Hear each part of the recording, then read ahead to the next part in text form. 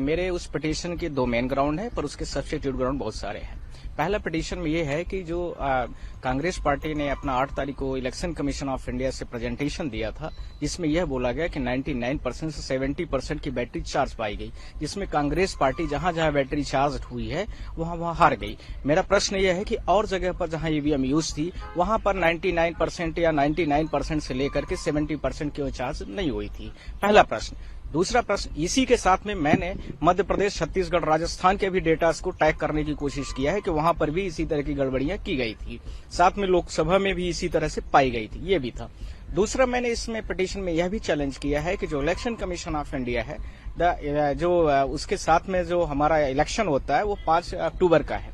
5 अक्टूबर को 7 बजे election Commission of India ने 7:25 पर पहली बार टर्नआउट डेटा अपलोड करता है। दूसरा टर्नआउट डेटा उनका आ रहा है 11:56 पर। जो डेटा उनको मिला हुआ है वो था 11:45 का, यानी एक पहले वाले डेटा को पब्लिश करने में 10 मिनट्स लगता है, दूसरे वाले को पब्लिश करने में उनको 20 मिनट्स का टाइम लगता है।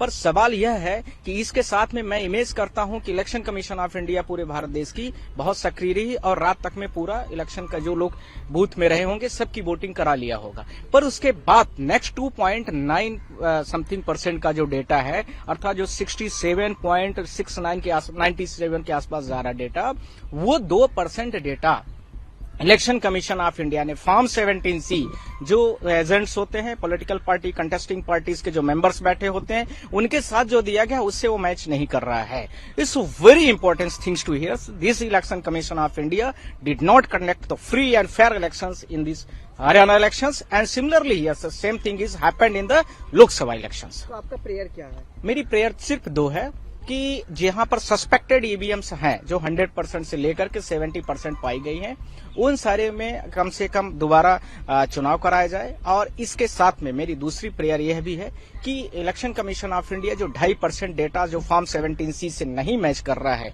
वो कहां कहां का है उसको डिस्क्लोज करे, और यदि कोर्ट उसमें पाता है तो वहां पर भी विधानसभा दोबारा चुनाव कराया जाए।